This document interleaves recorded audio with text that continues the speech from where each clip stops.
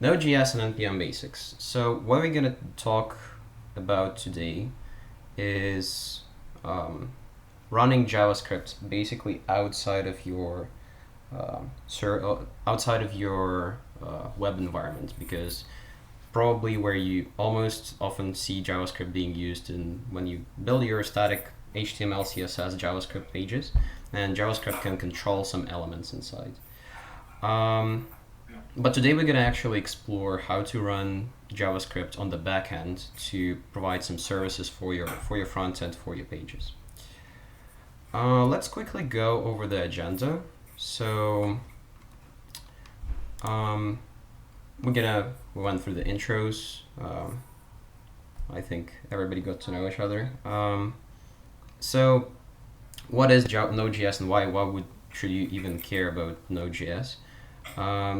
Next, we're going to talk about how we run JavaScript outside your browser, basically what I was talking about. And then we're going to go and I'm just going to write some code. If you have any questions, feel free to ask them. We're going to discuss stuff. And we're going to build an First of all, we're going to explore the native Node.js, what it provides. We're going to build a very, very basic HTTP server. And then we're going to explore what NPM is, which NPM stands for Node Package Manager. It provides a bunch of packages. I wrote here Express and Axios. I'm not sure if we will have enough time for Axios, but Express I want to touch on for sure. Then we're going to have a Q&A, and actually the prize raffle is what we're going to build today. So the thing that we're going to build is basically an application where you go to localhost / some number, and it's going to output a random number from 0 to minus that number -1 or something like that. And we're going to decide the winner of today's raffle with that. Sounds good? Let's get it going. So what is Node.js and why I even here? So usually when you think about JavaScript, and I talked about this, and actually I'm gonna just quickly showcase. Wow, okay. There is a bunch of errors in Google's slides. That's interesting. And warnings, yeah. So usually when you experiment with JavaScript, you run it in a web context. And what I mean by that is that you have some predefined variables for you already existing. So right now what I have on my right-hand side, for anybody who doesn't know, is Google Chrome DevTools, and this allows you to run JavaScript in your web browser. So I can say something like,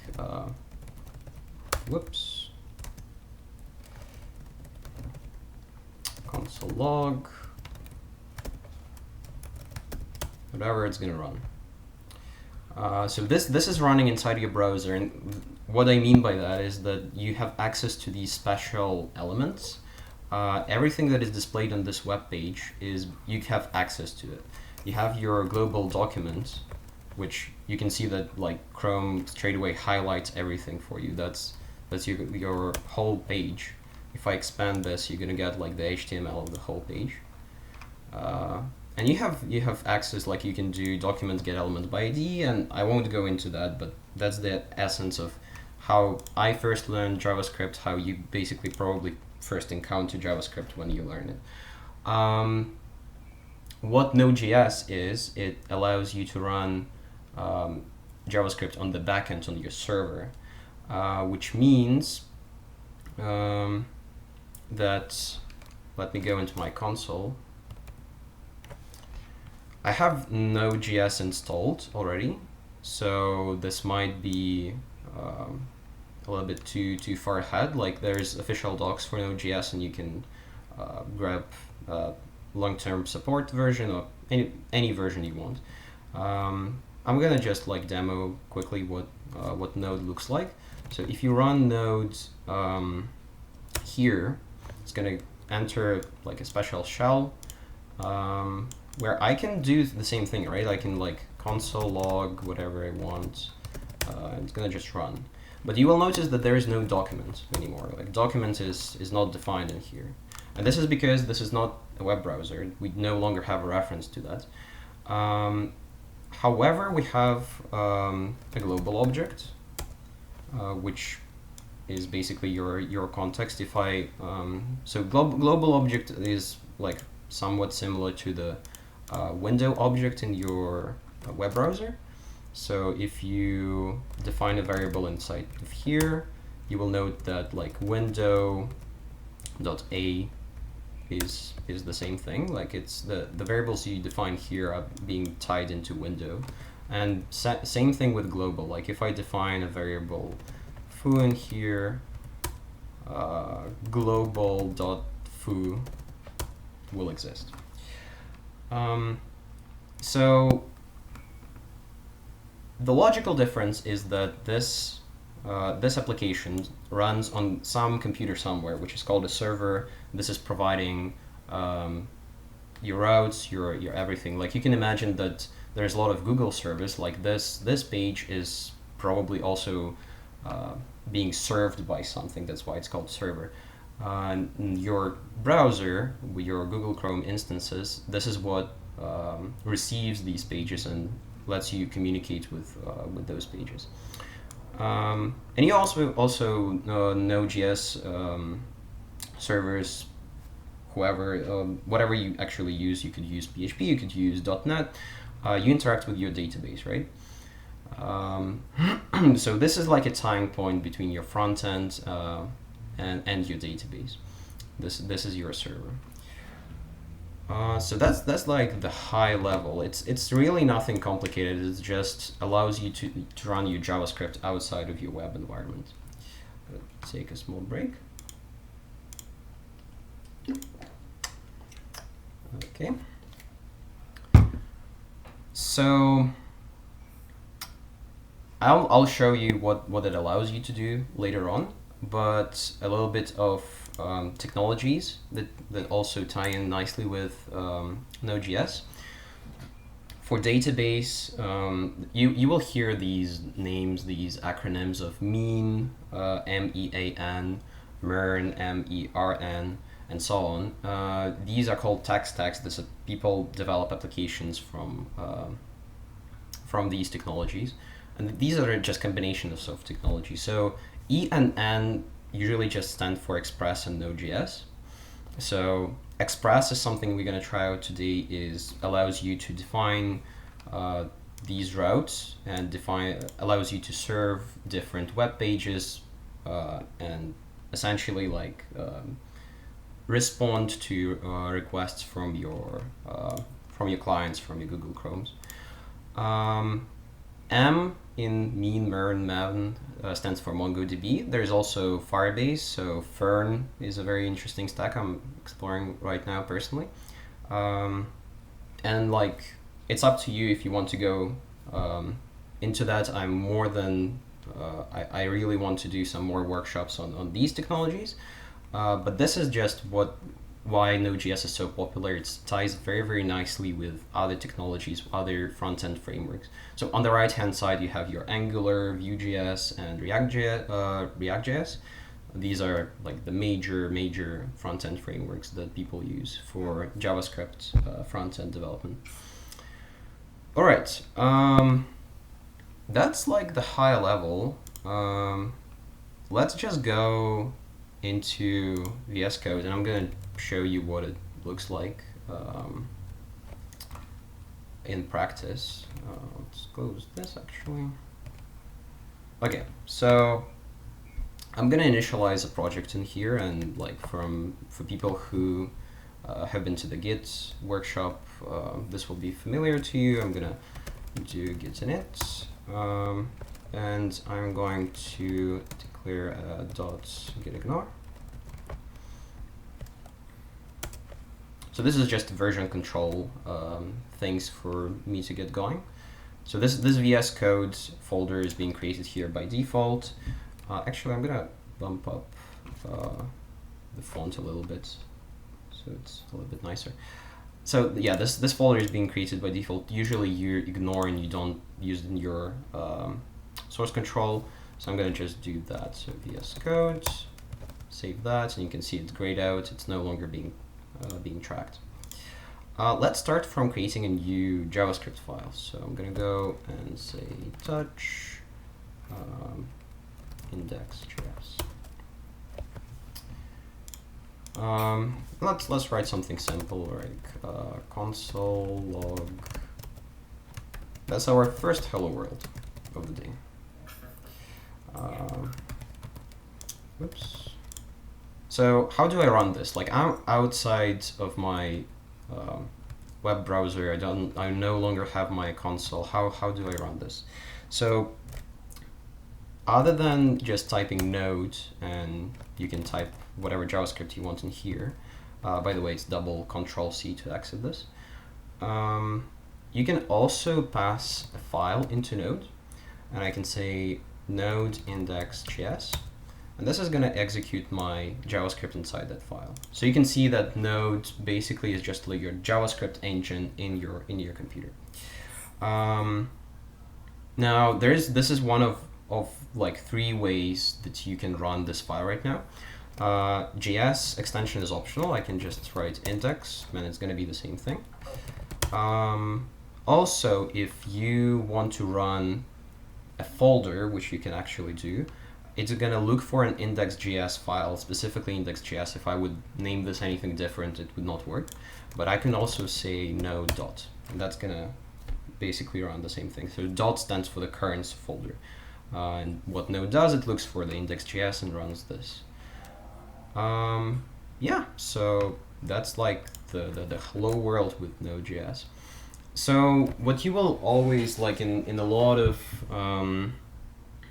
frameworks and tech stacks, what you will see is modules. And there's going to be a lot of, like, people don't usually keep their code in one file. They split the code between different files. And there is a specific way to do this in Node, and I'm going to show that as well. So let's say I have another file. Let's create another file. This is going to be our raffle, actually, raffle.js. So, and I will have like a function here. So function pick winner. I'm going to just return 1 for now. So my index.js has no context whatsoever of this raffle file. Like if I type pick winner in here and try to run this, it's going to throw an exception, like pick winner is not defined. I don't know what you're talking about. So I need to import this file in my index.js and then make sure I can run this file right here. So what I'm gonna, the way it's done is first you need to export this function, and the native Node.js way is to do it through module exports.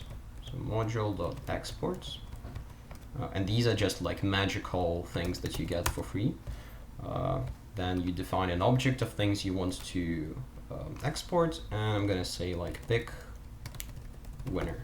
So this is an object. I could specify like a key value parent here, which means that let's say I want to name this a little bit differently, maybe just pick for shorthand.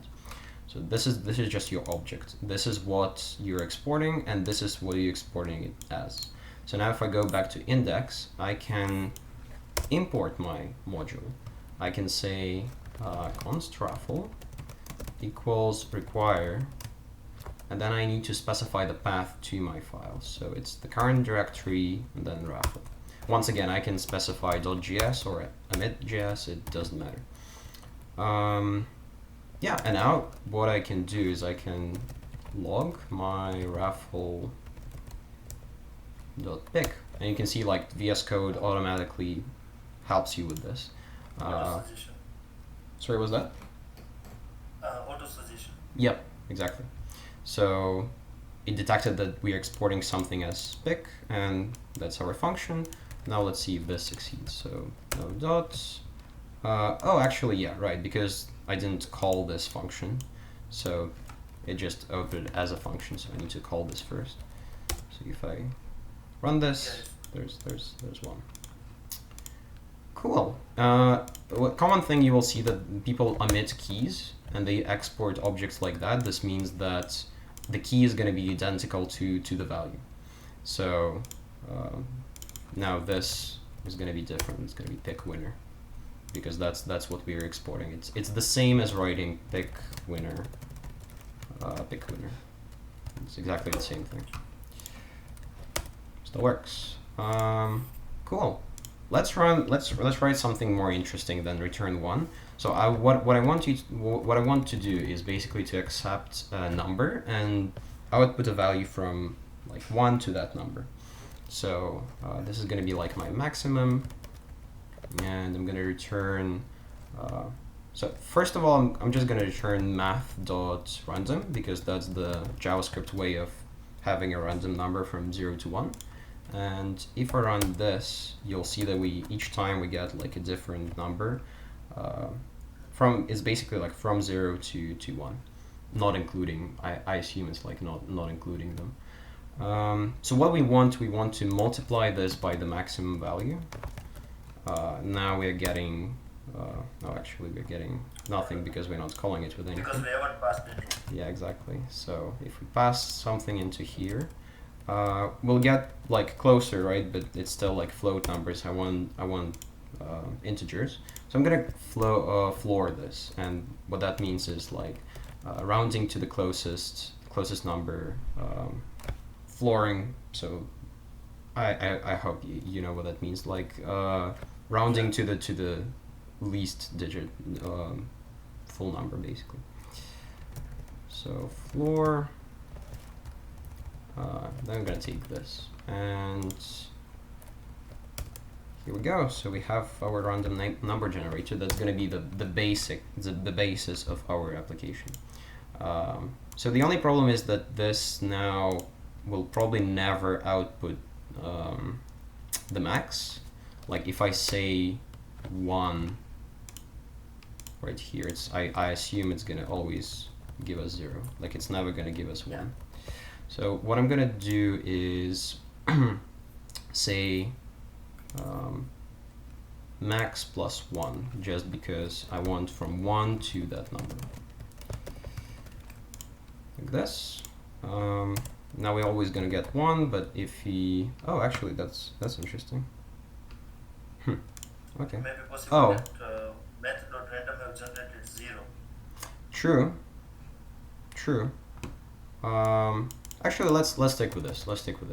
Like we'll get numbers from 0 to n minus 1. It's fine. Cool. So that's your like importing modules and what have you. If you want to split your code into different things, that's what you do. Another thing is that like you can do folders, obviously. So usually people create like src for source, and then put your core logic into source, and you can see that VS Code automatically updates the path for me. So yeah, this still works fine. Cool. Okay. Now this is great and all, but like how do we use this with actual front ends and web applications? I'm going to go towards creating a server, and what I mean by that is actually something we would be able to access from the web browser. So Node.js has a bunch of inbuilt things coming with it, and you'll see that there's different documentations. I'm going to go for long-term support one. And there's a lot of things. So there's like async functionality, there's modules that I was discussing, there's all sorts of things. And one of them is HTTP. So HTTP is a common protocol which you use to transfer data in the web world. And I'm going to use this module to create a small application, a very, very minimal one. So how that works is let's create a new file. It's going to be like server.js. And you get your HTTP for free because it's a built-in Node module. So I can just say const HTTP require, and then do HTTP. So I don't need to define this anywhere. This is just like magic happening behind the scenes. Node will import this for you automatically, and you will be able to use this in your code.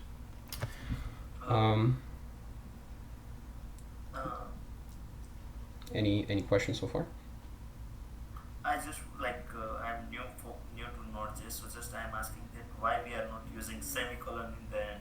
Oh, I've great seen somewhere question. we have used in Great question. So JavaScript is an amazing language where basically you can say both semicolon and without semicolon. It's whatever you want. Personally, I prefer not to specify semicolons. I think that it's like just floods your code with extra symbols, but it's a personal preference, so you can do either one. A small side story. There are ways for you to do some weird stuff in JavaScript, like self-calling functions, and actually a better example would be like array destructuring. So I can specify something like a and b. Oh, thank you. A and b equals a result of some function. So this is valid JavaScript code. And sometimes if you don't specify a semicolon in here, it tries to access this member as if it's an array notation, as if I was writing my code like this. And that gets very, very confusing. So that's like to the point that you should probably specify semicolons at the end of your lines. But that's a great question. Yeah, you can do either one. All right, so where was I? So we need the HTTP module, and what we want to do with it actually is to create a server. So the way you do that is you define your server variable, and you can say HTTP create server. And create server also accepts a listener. So this listener is basically the function that will execute each time we update our page, in simple terms. So I'm going to define that listener. And it's going to be just an empty function for now. So this is a shorthand for a function. This is a lambda expression, what they call. It's the same as I would write function and then without the arrow. Same things. So I can pass my listener into here. Oh, okay, let's try to import something. No, const listener, you have something wrote like that. Sorry, what's that? You missed. Yes, the spell problem. Yeah. I imported the wrong thing in here. Yeah. So this is my server, my created. Now I want to listen for my port basically, and that's the way you do this is you say server.listen, and then you specify the port you want. So I'm gonna say 8080. And sorry to interrupt you, Andre. Do you think it's gonna work if the line 3 have that misspelled in the variable? Which? The line 3. Oh yeah. Okay. Thank you. Perfect. Yeah. I didn't even notice that. Cool. Thank you.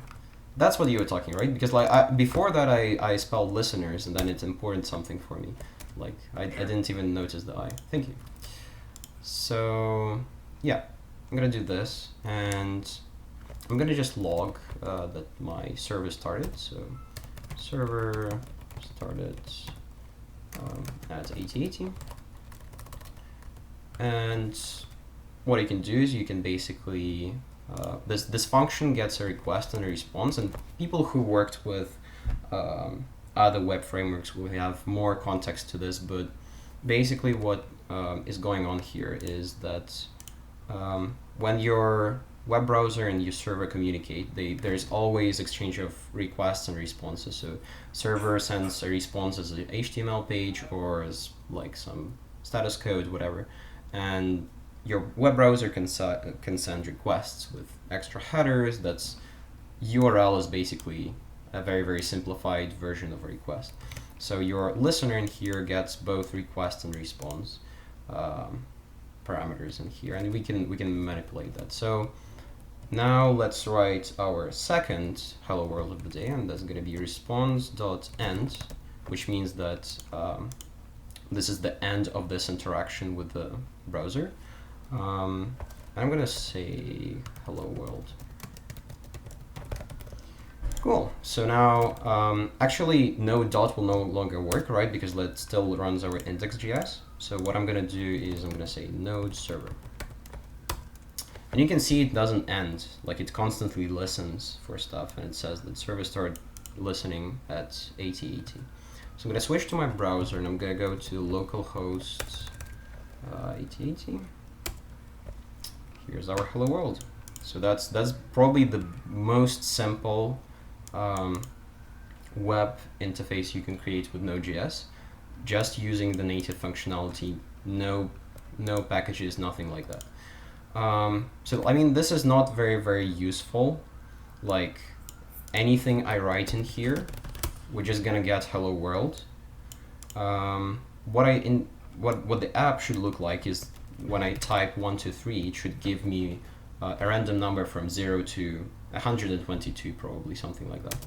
So let's try and implement that. So give me a sec. I'm gonna close my window real quick. All right. So how do we get this part right here? The way you would do it with the Node.js way is to get the request.url. So I can say log request.url. Now if I restart the server, because any changes you do with the code, the server needs to be restarted. If I rerun this process, and I refresh my page, we're gonna see that here is my /123. There's also this /faviconico. I'm not entirely sure why this happens. Probably some extension somewhere also queries for that. But what we care about is this /123 right here. So we don't want the slash. So in JavaScript, if you have a string, let's say it's going to be actually like /anything, right? If I want just everything after the first character, I can specify a.slice 1. That's going to give me everything else. By the way, my a string is still unchanged at this point. So this is our number. So our number is going to be request URL and then slice 1. Let's see if this works. So I'm going to log the number. Yeah, I need to restart the server again. Server. Yeah. So 1, 2, 3, and we got 1, 2, 3. Perfect. So now we can feed this into our ruffle function and get a random number. The only problem right now is that, once again, we don't have any way of referencing this function. So what I'm going to do, I'm going to require our ruffle again. So ruffle is going to be require. And it's going to be S. You will note, by the way, that it will try to import something default, like HTTP, if you don't specify the /. Unless you specify /, it's going to try to import some global module somewhere. If you specify /, it's going to mean that this is like local to your repository right now, local to your file system. I'm going to go into src and import ruffle. So now we're gonna try and log ruffle, pick winner of the number. Could somebody mute yourself, please? I hear some background.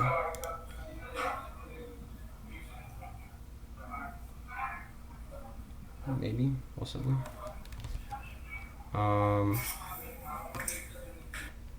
Thank you. So, yes, where was I? So we were trying to pass this number into pick winner, and let's actually try and do this. So I restart the server and rerun this. We get not a number, and the reason for that is because our number right here is a string, but the ruffle function expects a number. So it expects that this number would be multiplied by some other number. So a very hacky but still working way is to add plus in front of your string, and I'm gonna just quickly explain what this means. Let's say I have my s variable, which is a string, but like a number string. This will not work, for example, if I try to multiply 3 by s. Well, actually it will work. Never mind. JavaScript is very confusing. But anyway, even if this worked, the way you would convert s to being a number is you could say plus s, and this, now you can see that there's no quotation marks in here, and this means that this is a number. This is basically the same as like writing minus s, which would convert it to a negative number, but plus s, which is a positive number, which is basically the number we are trying to do. So yeah, this is just a small hack to make it work. Gonna rerun this again. And we got a response actually. Oh, I see, the nan, it actually worked. Interesting. Okay, we don't need this because nan is from the faviconico, most probably, and 64 is from the first response. So I was wrong in assuming that we need to convert here. Interesting, I did not know this. So now if we tried to end the response with our number, or rather with our picked number, I'm gonna try to do this instead of logging it. So it crashed, and the reason it crashed is because it's saying that the chunk argument must be of type string, but we provided like an instance of buffer or number, and this is the other way around. So we are trying now to provide a number back to our as an HTML source, as a document source, but it actually needs a string. So I'm gonna concat an empty string in here, and that should do the trick. So let's update this. Whoops. Oh, interesting. We're getting a string one. This is interesting. I have not. Demos never go well. I wonder if this in combination would work. Let's see.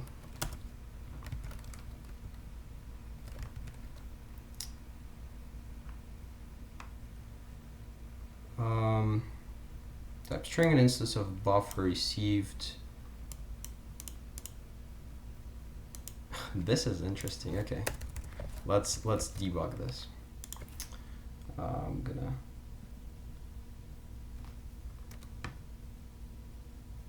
this is interesting. Okay, so we pick our number. Gonna reopen this. Pick our number. Pick winner. So the number is positive. What if you log the number const? Maybe we can find if it is getting that a number or a string or something. Yeah, good. Yeah. Good proposition. Let's see if that works. So we're getting 123. That's a number, right? And 96. Yeah, like these are numbers.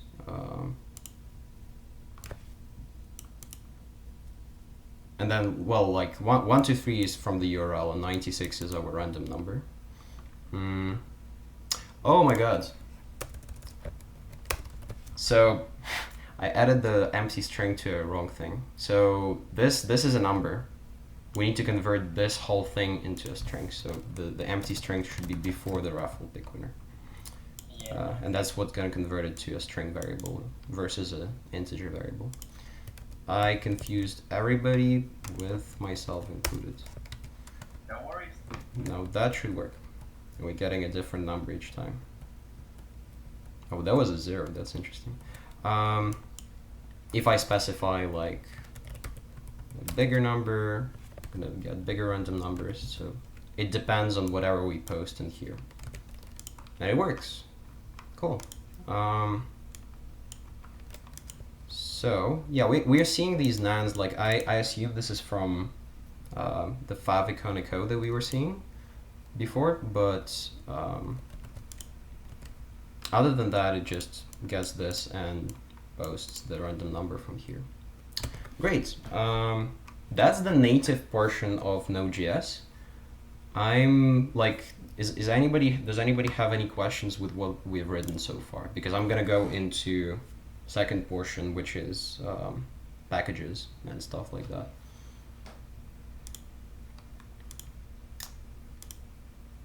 So we have our random picker to reiterate. We have our server where we are listening to requests and responses, and we now can basically get the URL and respond with the random number in here. Yeah, I have a question, but it's more related to the libraries or the part of the installation for Visual Studio Code to start using Node.js. Maybe I can have my own investigation, Google it, and found it. No, go ahead if you have any questions. What exactly do you want to know? Yeah, it's related to which software I need to install into the Visual Studio Code.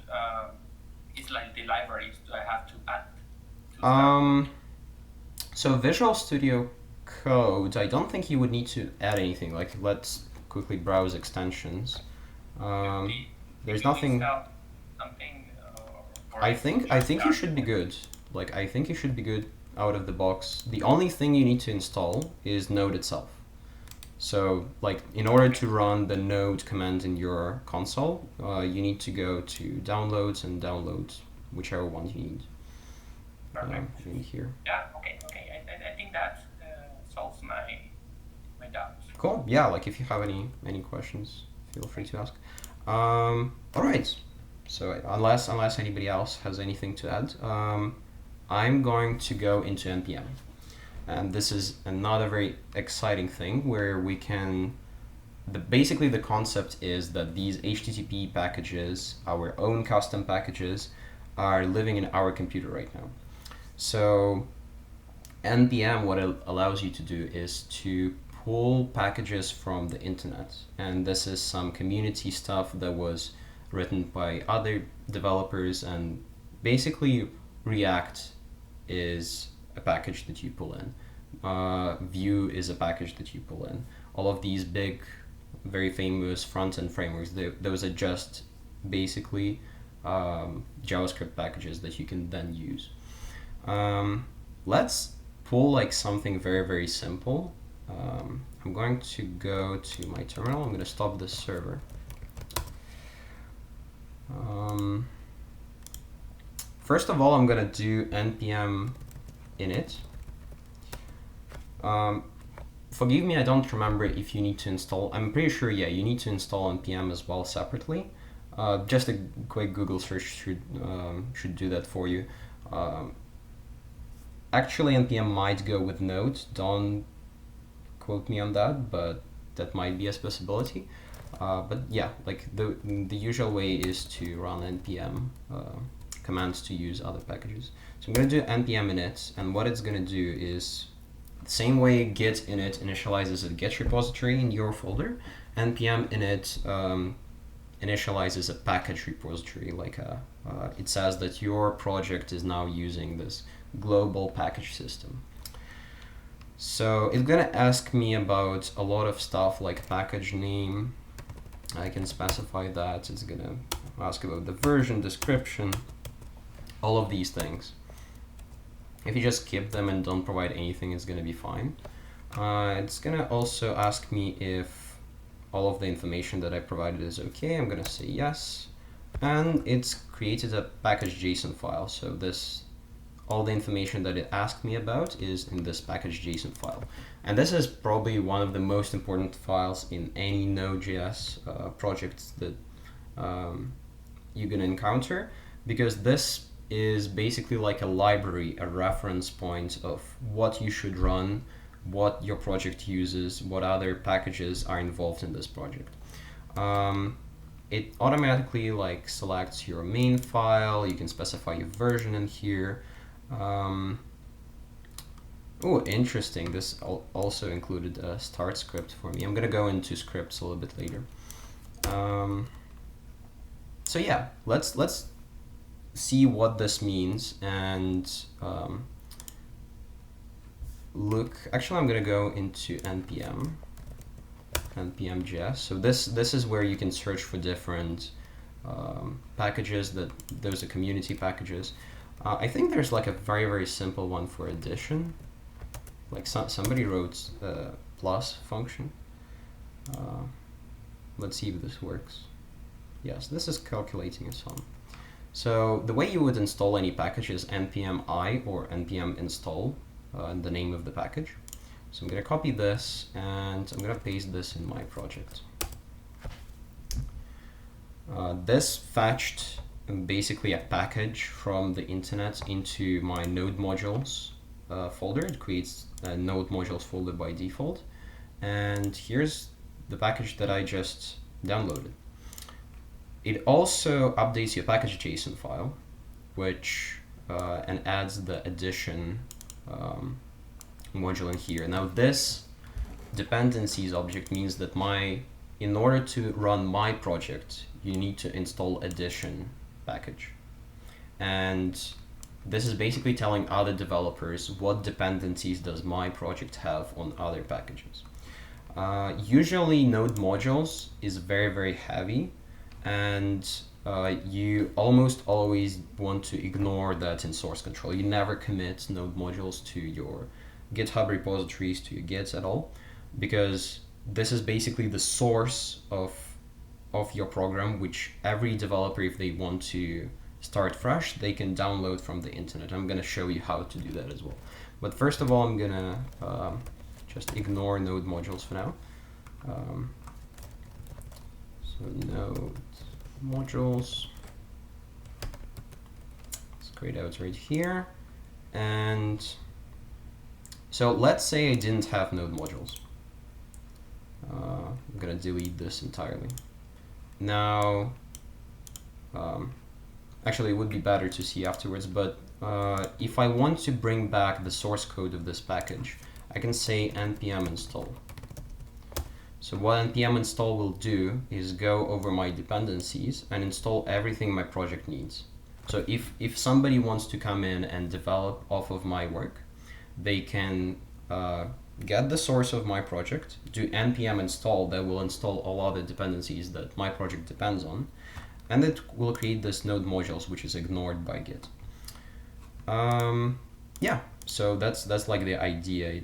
Dependencies specify the name of the package you need and the version of the package that your project is using.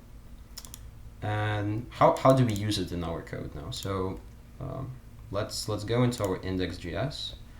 I'm gonna delete this thing and I'm gonna say const addition equals, and we can require this just how we require the HTTP. You can see that VS Code actually auto-completes this. So now we have addition in here. I'm not entirely sure how to use this. I assume this is just a function, so we'll need to find out. Console log addition of like 1 and 2. Let's see if this works. So if I do node index, ooh, addition is not a function. Okay, I was wrong. Let's just see what addition is then.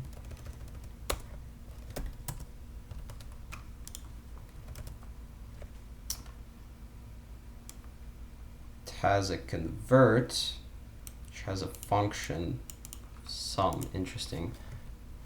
Convert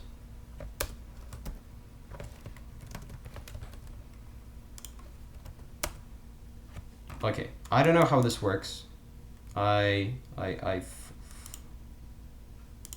give up, but the gist of it is that you can bring some functionality from the internet that isn't here. And the next package that we're actually gonna stop on is the Express.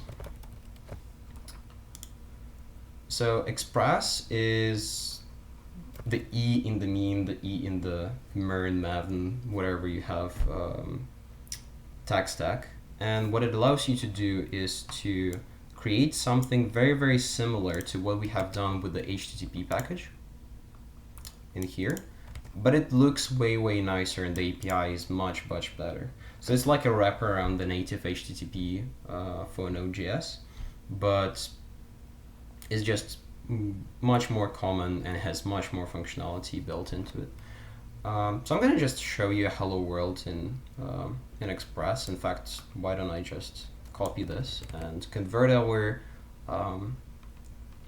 server into an Express server. So I'm gonna go create a new file. I'm gonna say Express server. So I paste this in and I try to run this. So node Express server. You'll see it fail, and the reason it failed is it cannot find the module Express. So every time you want to use something, don't forget to install this module. You need to make sure the source is inside your project right now. And Express is much bigger than Edition, obviously. So you'll see it like added 50 packages. This is all the dependencies of Express now. So all of these packages are basically what Express depends on, what it needs to for it to work, and one of them actually should be Express, right? That's the package that we import. That's the reason you like ignore node modules and never include it in any of your projects, just because it's so big. Let's run this again and see if that helps it. So Express server didn't crash, seems to listen. Let's see if 3000 is available now.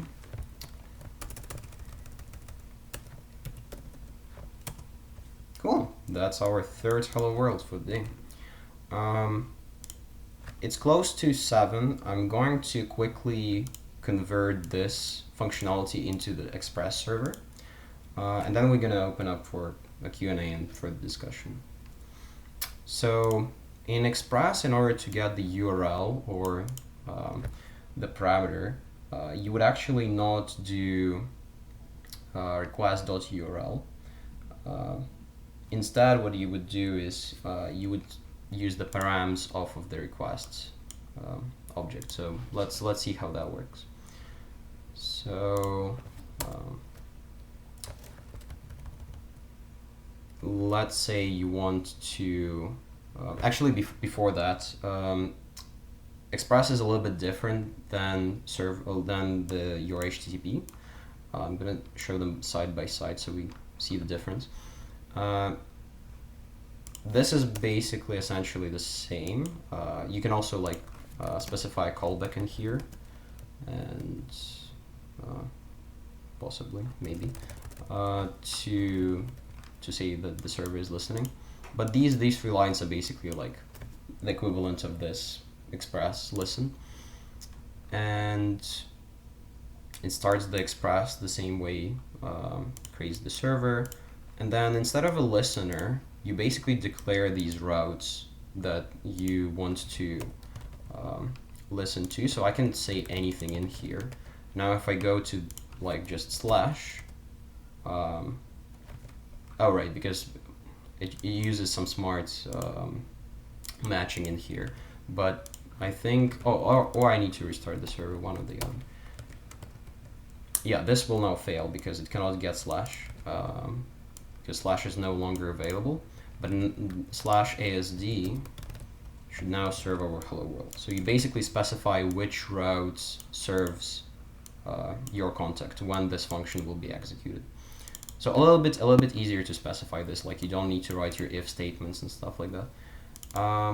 let's say I want to a number in here, and the way you do it in Express, and once again, I would probably do another workshop in Express, but this is like very, very fast intro. You would say something like number, and this is like defining a variable basically. And now magic happens, because now we can send back, so basically like echo request params, and you will get the num property off of it. So if I restart the server, and if I do ASD, we got ASD. If I get DSC, we'll get DSC. So it echoes whatever I input, and the reason for that is that it substitutes whatever is after slash, and it basically puts it in this request params dot whatever you mentioned in here. So just a little bit of magic here.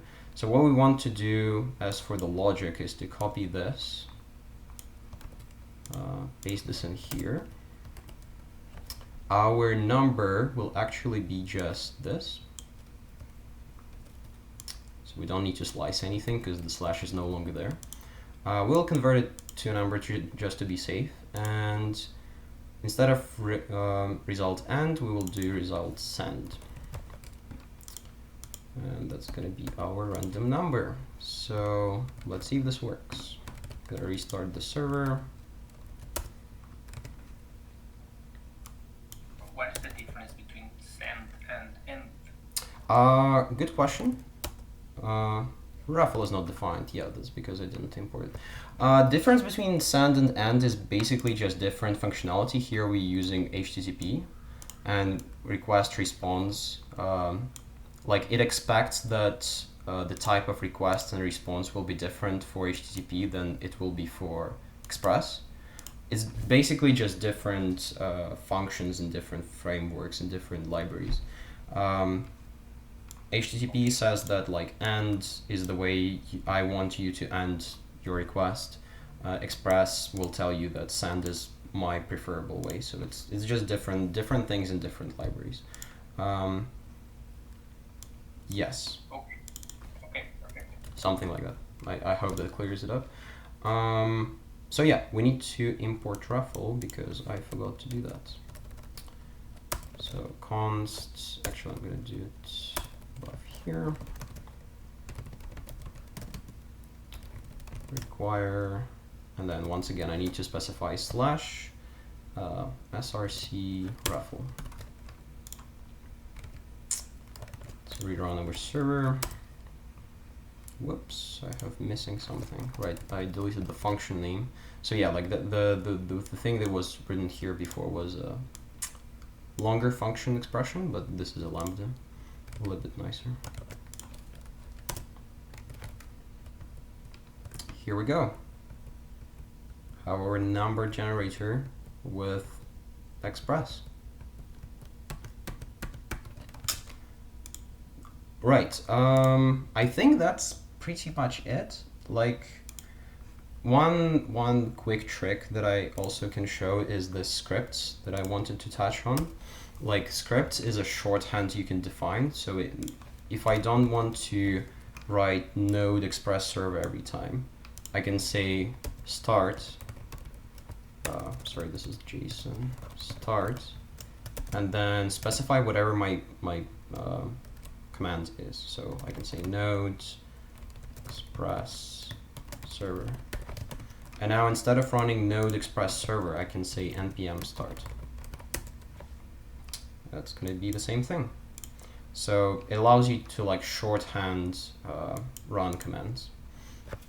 There's a couple of built-ins. If I want to define my own one, so like custom DSC, something like that, I would need to say npm run, whatever the name is. So it's a little bit confusing, but start you don't need to provide run. With other custom things you need to provide run here. That's just a shorthand, a very, very interesting one. Like you will always, almost in all projects, see npm starts. That's what it means. Yeah, I think that's everything I wanted to cover. I think we're like almost a little bit over the time, but still, if anybody has any questions, any further things they would like to discuss, feel free to voice that. Now we're gonna do a raffle afterwards with this. It's gonna be amazing.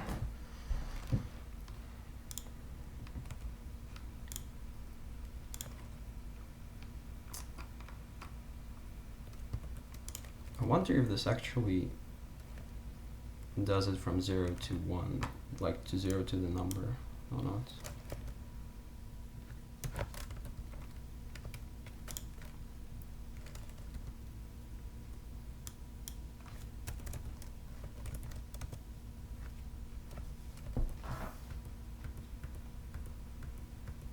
Yeah, it's like 0, 1, 2.